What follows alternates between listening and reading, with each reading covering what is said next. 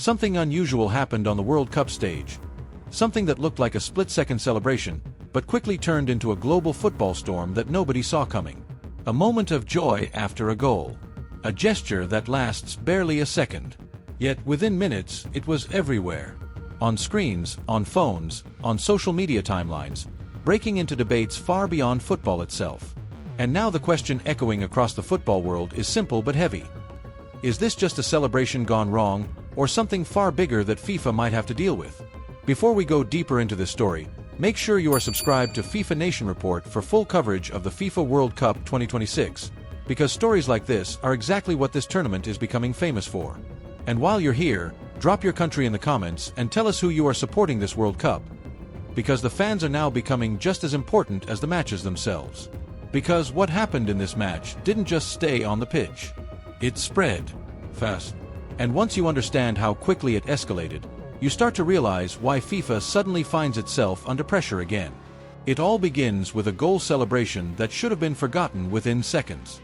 A player, caught in the emotion of the moment, reacted instinctively after scoring.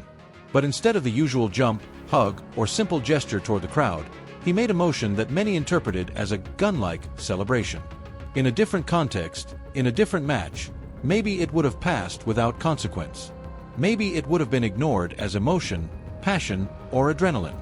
But this is a World Cup already under intense global attention. Every gesture is magnified. Every reaction is amplified. And every moment is instantly judged. Within minutes, clips of the celebration were circulating online. Not in one country, not in one language, but globally. Fans began replaying it frame by frame, trying to understand intent. Was it symbolic? Was it accidental? Was it just instinct under pressure? Or was it something else entirely? And that's where the story starts to shift. Because once interpretation enters football, control disappears. What started as a celebration quickly turned into a debate. Some fans dismissed it immediately, calling it harmless emotion after a crucial moment. Others saw it differently, pointing to the sensitivity of gestures involving weapons, especially on a global stage where symbolism matters more than ever. And then came the reactions that pushed this from controversy to crisis. Social media didn't slow down. It accelerated. The clip was no longer just a football highlight. It became a talking point across sports pages, news platforms, and fan discussions. And the conversation was no longer just about the goal. It was about meaning, intent, and consequences. As pressure built outside the stadium, attention shifted back to the team involved. The player at the center of the storm suddenly found himself not being discussed for his performance, but for a gesture he made in seconds without thinking about the global reaction it might trigger. In football, moments like this can define reputations far longer than goals or assists. And this is where things become even more complicated. Because according to reactions from the environment around the match, the celebration was not presented as a planned statement. It was described as spontaneous, an instinctive reaction in the heat of competition. But in modern football, even spontaneity is not always protected from interpretation. And FIFA knows this better than anyone. The governing body has spent years trying to balance emotion with responsibility, expression with regulation. Goal celebrations have always been part of football's identity, but at the World Cup level, the line between passion and controversy is thinner than ever. And now, that line has been crossed again.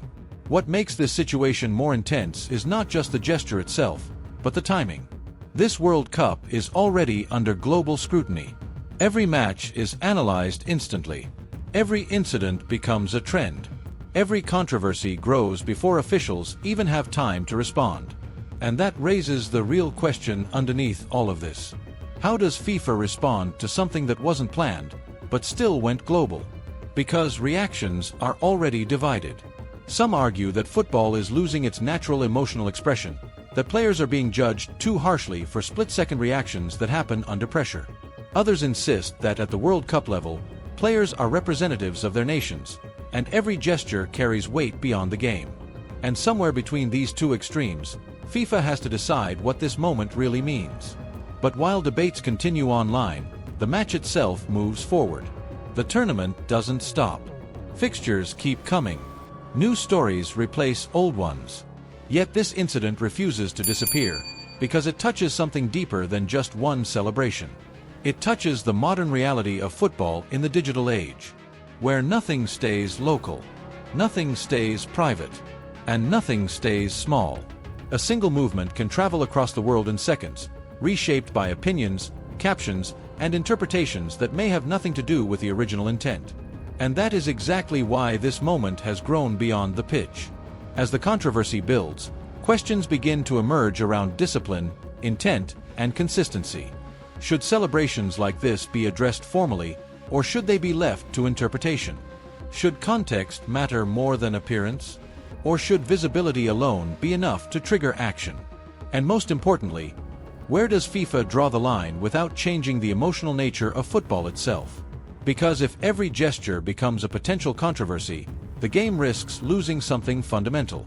But if nothing is addressed, the governing body risks criticism for allowing actions that divide public opinion on a global stage. And so the pressure continues to rise, not just on the player involved, but on the system that governs the sport. Inside stadiums, players continue competing. Outside, analysts continue debating. Fans continue arguing. And somewhere in the middle, FIFA prepares for the kind of decision that always carries consequences no matter which direction it goes. But the most important part of this story is still unfolding. Because in football, the impact of a controversy is never fully understood in the moment it happens. It grows. It evolves. It finds new angles as more people react, more footage circulates, and more context is added. And what seems like a single celebration today could become part of a much larger discussion about discipline, emotion, and control in the World Cup era. For now, there is no final verdict that settles everything. No clear conclusion that closes the debate.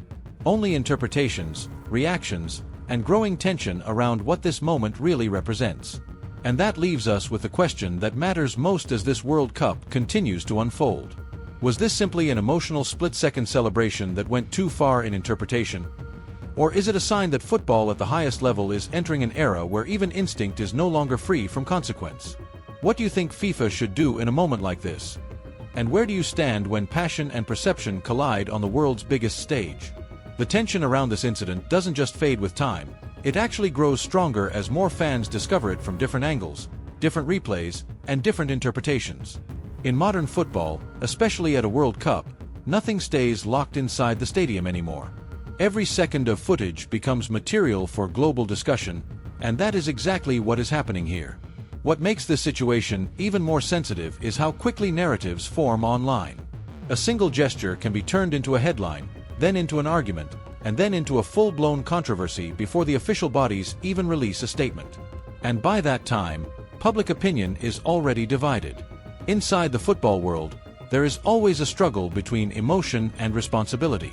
Players are expected to express themselves, to celebrate goals in the heat of competition, to show passion for their nation and their moment. But at the same time, they are also under constant observation, where even instinctive reactions are judged through a global lens that removes context and exaggerates impact. This is why incidents like this become so complicated for governing bodies. It is not just about what was done, but how it is perceived across different cultures, different media environments, and different fan bases. A gesture that may feel harmless to one group can feel offensive or provocative to another. And as long as football remains this global, this connected, and this instantly shareable, moments like this will continue to spark debates that go far beyond the pitch itself.